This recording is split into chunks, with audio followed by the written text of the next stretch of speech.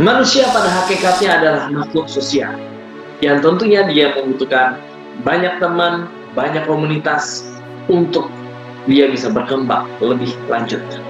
Begitupun para aktor-aktor seni peran selalu membutuhkan, selalu merindukan akan terciptanya sebuah grup atau sebuah komunitas teater.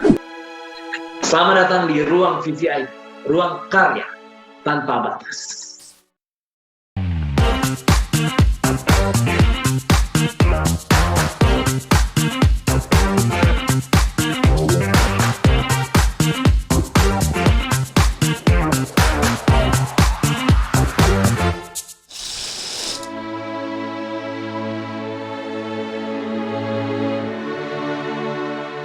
Dalam episode kali ini kita akan membahas bagaimana sih sebenarnya kita bisa membentuk sebuah komunitas teater, mulainya dari mana dan bentuknya seperti apa.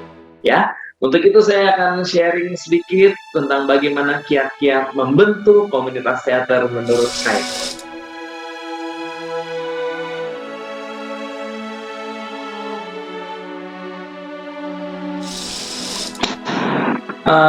Mungkin sekitar 60-an mungkin dengan berbagai tingkat macam kesulitan ya. Ya, sekitar 60 grup lah yang kemungkinan besar saya ada di dalamnya, baik sebagai pemain, pelatih, pembentuk, atau bahkan hanya sebagai penasehat.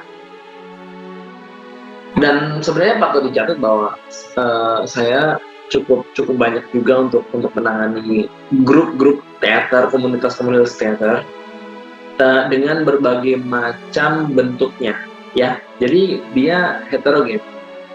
Misalnya ada yang base-nya itu adalah kampus, ya. Base-nya kampus misalnya sama kampus. Lalu ada yang base sekolah, ya sekolah aja itu terbagi menjadi 3 kalau menurut saya ya. SMA, SMP, dan SD itu punya treatment yang beda-beda. Dia punya treatment yang beda-beda, punya strategi yang berbeda-beda dalam membangunnya. Durasi latihannya pun berbeda-beda gitu loh. Juga tempat sekolahnya ada di mana, lokasi sekolahnya ada di mana, itu juga berbeda-beda, teman-teman. Ya, jadi sekolah SMA di pusat kota dengan sekolah SMA di pinggir kota mungkin sedikit berbeda treatmentnya.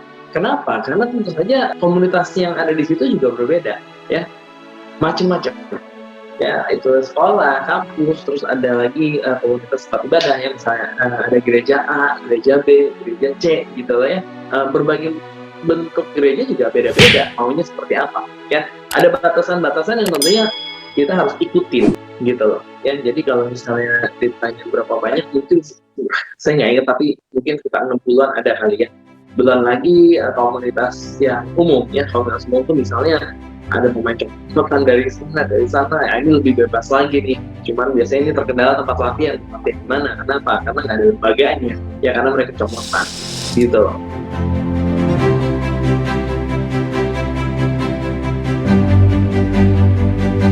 Ya, untuk komunitas teater yang saat ini masih bertahan dan saya termasuk yang membangun dari awalnya, mungkin bisa kita sebut beberapa. Ada teater Kata ya, awal-awal dibentuknya ya, baik yang Jakarta maupun yang di kampus ya. Kalau ada di beberapa kampus ya, di beberapa kampus ada yang udah mati terus kita hidupin lagi. Juga di beberapa sekolah ya, di beberapa sekolah yang tadinya memang sudah ada tapi udah mati suri, lalu kita bisa bentuk lagi ya. Khususnya kebanyakan sih SMA sih rata-rata ya. Khususnya SMA rata-rata itu bagian dari ekskul, tapi ketika udah SMA itu bisa dikembangkan lebih lanjut menjadi sebuah klub yang lebih persaudaranya lebih erat gitu. Ya kalau bisa ditanya berapa banyak yang saya bangun dari awal, ya cukup banyak sih sebenarnya. Tapi tepatnya ya saya nggak ingat.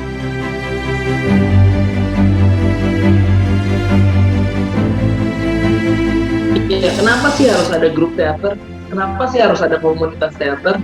Ya sekali lagi, seorang manusia itu akan lebih terpacu ketika dia juga berjumpa dengan manusia lainnya, ya. Dan di mana perjumpaan itu berlangsung, ya tentu saja ada di komunitas, ya. Komunitas yang hobinya sama. Ya maka itu kenapa komunitas teater itu akan memacu aktor ya akan memacu pemain atau pekerja seni untuk bisa lebih berkembang, ya bisa untuk saling belajar. Jadi komunitas itu ada untuk kita bisa lebih berkembang, berpacu bersama, dan tentunya pada akhirnya bisa berkarya bersama gitu loh. Ya tanpa adanya komunitas, keinginan untuk berproduksi, kalau misalnya lepasan-lepasan, itu kadang-kadang mungkin nggak ada, atau bahkan siapa yang mau produksi gitu loh. Ya makanya komunitas teater itu menjadi penting karena dia akan membantu aktornya berkembang, dan dia akan berproduksi, dan pada akhirnya bisa menghasilkan karya, dan tentu saja ada suatu kebanggaan ketika kita menjadi sebuah komunitas tertentu gitu loh. Ya itu untuk memacu gimana seorang manusia yang passionnya di seni peran untuk berkembang lebih lanjut, ya bukan hanya seni perannya, tapi seni manajemennya, seni mungkin seni tata suara atau lampu segala macam juga saling belajar gitu ya. Maka itu sangat perlu komunitas teater ya. Nah, pada hakikatnya komunitas teater itu juga kadang-kadang harus melihat genrenya ya, genrenya. Kalau film mungkin di genre ya. Ini komunitas teater untuk siapa nih? Untuk umum ya, untuk kampus, untuk anak kuliahan, atau untuk anak-anak SD, itu treatmentnya beda-beda ya. Makanya nanti kita perlu gali lebih dalam lagi sebenarnya needs dari komunitas ini apa. Ya, kebutuhan dari komunitas tentu saja adalah cerminan dari kebutuhan para anggotanya. Nah, itu nanti yang akan harus kita detail lebih lanjut sebelum kita bilang bahwa kita akan membangun sebuah grup teater.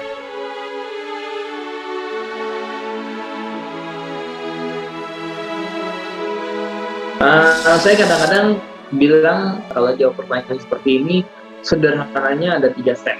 Ya, ada 3 step yang kalau menurut saya yang harus dipenuhi, dan masing-masing itu harus ngikutin step-step sebelumnya.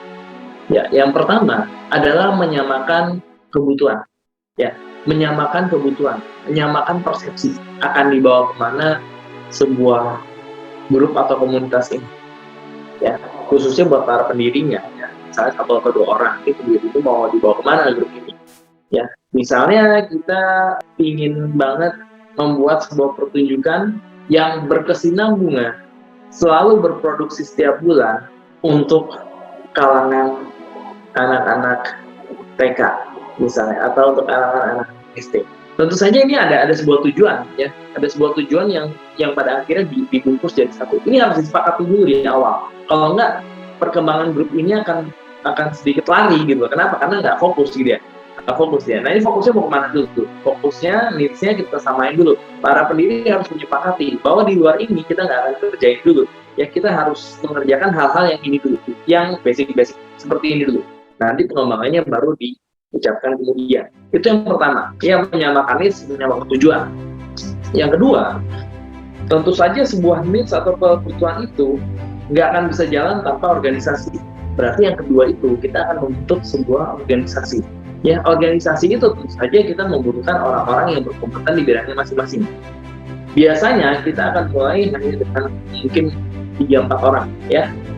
Kalau tadi kan menyamakan needs mungkin 2 orang ya, atau ada 1 orang punya needs di share ke orang-orang itu. Tapi kalau yang nomor 2 ini lebih spesifik karena tugasnya lebih menuju ke arah-arah yang sudah pasti gitu loh.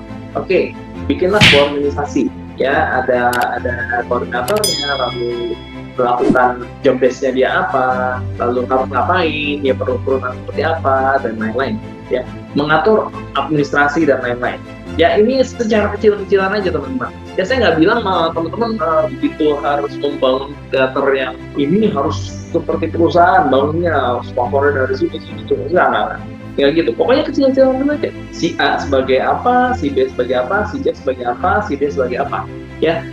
Seperti itu aja, merancang organisasi. Job desk masing-masing tempat ini ada ya, ada yang melakukan casting, ada yang melakukan penjadwalan, ada yang melakukan kepemimpinan, ada yang melakukan pelatihan ya, misalnya seperti itu standar, dan masing-masing itu pasti beda-beda kebutuhannya ya. Itu yang nomor 2. Setelah kita membangun organisasi, tentu saja yang nomor 3 ini akan menjadi sangat penting ya. Nomor 3 ini adalah melakukan penjadwalan kegiatan ya. Target yang ingin dituju ini apa oleh komunitas ini? 1, mimpinya udah ada. 2, yang akan menjalankan mimpi sudah ada. Nomor 3, berarti kita akan membuat step-step menuju ke arah mimpi yang ini. Ya, jadi nomor 3 ini melakukan penjadwalan target-target. Ya, oke, kita akan buka sebuah teater khusus untuk anak-anak SD misalnya usia 8 sampai 12 tahun. Ya, disebar flyer segala macam, harus dapat misalnya minimal 10 orang dalam jangka waktu 1 bulan misalnya. Nah, udah itu dilakukan. Ya, habis itu kita produksi, berlatih segala macam, akan ada yang tereliminasi misalnya, tergantung grup masing-masing. Intinya ini kalau grup umum ya, ini kalau grup umum.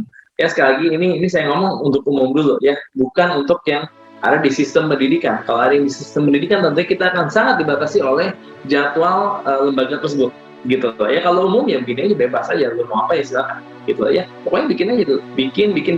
Nah, setelah jadi targetnya, tentu saja langkah selanjutnya adalah menjalankan semua target-target ini sehingga impian yang nomor 1 bisa tercapai. Ya itulah secara general sebenarnya cuma 3 itu aja, 3 step yang sangat simple, tapi apabila kita lakukan dengan sangat disiplin tentunya bakalan luar biasa.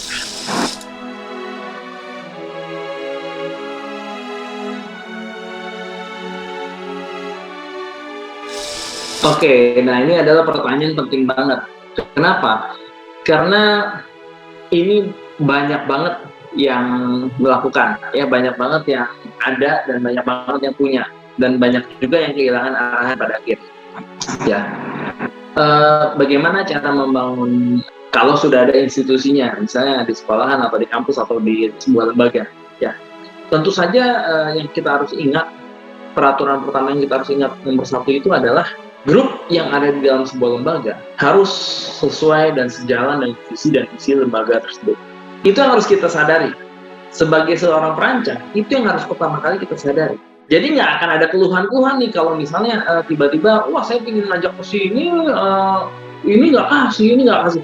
Ya memang mungkin bukan tujuannya seperti itu. Ya, mungkin yang perlu kita nyari di awal itu adalah keselarasan antara kita sebagai seorang perancang grup yang sudah ada lembaganya dengan pimpinan lembaga. Visi dan misinya perlu kita gali dulu, ya. Visi dan misi lembaga apa? Kita mewujudkan visi dan misi itu. Jangan lupa, kita berarti kan bagian kecil dari lembaga tersebut. Ya, itu yang perlu kita ingat pertama-tama, teman-teman. Ya, bukan merancang dulu, bukan. Tapi kita harus menyelaraskan dulu. Ya, menyelaraskan dulu. Sama nih stepnya, benar nggak? Nomor 1 kan menyelaraskan. Ya, kebetulan yang ini sudah ada garis pokoknya, selaraskan dulu. Ya, dari keselarasan itu kita bisa apa? Kita bisa melakukan apa? Dan kita akan berkreasi dari keselarasan tersebut. Nah, itu memang kadang-kadang sedikit tricky, karena kita kadang-kadang sebagai seorang seniman tentunya berpandangan, wah kok begitu ya? Wah kok itu menghambat ya? Wah itu kok lelet ya? Tapi teman-teman, ya memang itu yang harus kita hadapi, ya, karena kita akan sangat banyak berhubungan dengan orang-orang lain yang bukan seniman, ya, dengan orang-orang lain yang lebih banyak ke arah akademisi. Ya itu memang tidak bisa disalahkan, itu betul. Ya, mari kita cari kecocokan, ya, dan dari kecocokan itu mari kita kembangkan, ya, apa yang bisa kita gapai. Bukan berarti kita akan menjadi tidak bebas, bukan, tapi mari kita mencari kebebasan dari statement-statement dan batasan-batasan yang ada, gitu loh. Ya, itu yang pertama yang harus diingat. Yang kedua, harus diingat ketika di dalam sebuah lembaga, usia pemain mungkin pendek. Ya, usia pemain mungkin pendek. Apabila misalnya di SMA misalnya, berarti kan dia tuh cuma 2 tahun. Kita harus sadar, dia maksimal itu mungkin 2 tahun, 2,5 tahun mainnya. Ya, baru bagus sedikit, dia mungkin sudah harus nggak bisa ikut lagi karena mau ujian dan lain-lain, ya. 3 tahun ya out pasti, karena dia kan naik kelas, ya. Jadi teman-teman harus bisa mencari ramuan yang tepat, gitu loh. Ramuan yang tepat. Kadang-kadang gini, kita nih sebagai sebuah idealnya seperti ini kan, kita latihan yang banyak, latihan yang rutin, latihan yang betul-betul sangat memperhatikan teknik segala macam, baru kita pentas. Ya, yang nggak bisa main ya nggak bisa pentas, gitu misalnya. Seperti itu bisa jadi seperti itu kalau grup-grup umum. Tapi needs di lembaga-lembaga pendidikan yang umurnya singkat tentu saja mungkin sedikit berbeda, gitu loh. Kalau kamu garap seperti itu, ya sebelum bagus ya dia udah harus keluar, gitu. Ya karena memang usianya singkat. Itu yang perlu kita perhatikan baik-baik. Ya jadi bagaimana kita bisa mengeksplor dia dengan waktu singkatnya dia, tapi kita bisa berikan yang terbaik. Ya kita bisa berikan suatu momen yang mungkin dia nggak akan lupakan. Fokusnya bukan bagaimana orang itu jago, tapi bagaimana dia mencintai. Bukan biar dia jago banget, tapi bagaimana biar dia bisa mencintai seni yang dia lakukan. Mungkin berarti kadarnya mesti turunin sedikit ya, kadar idealismenya. Tapi ya tergantung tempatnya ya, tergantung lembaganya ya, tergantung sekolahnya ya, tergantung kampusnya ya. Itu beda-beda, masing-masing beda-beda. Silakan dicoba masing-masing. Kalau memang sudah memenuhi unsur-unsur yang sangat basic, ya silakan lanjutkan. Tapi basically mereka tentu saja dibatasi oleh waktu. Carilah cinta dari para murid-murid ini untuk mencintai teater terlebih dahulu. Dengan begitu mereka akan lanjut ke jenjang selanjutnya. So, setiap jenjang mereka akan berkesenian. Kira-kira begitu tips-tips untuk teater yang ada di lembaga. Like, comment, dan share video ini agar semakin banyak lagi teman-teman kita yang bisa berkarya tanpa batas. Dan ingat, subscribe channel ini. Thank you.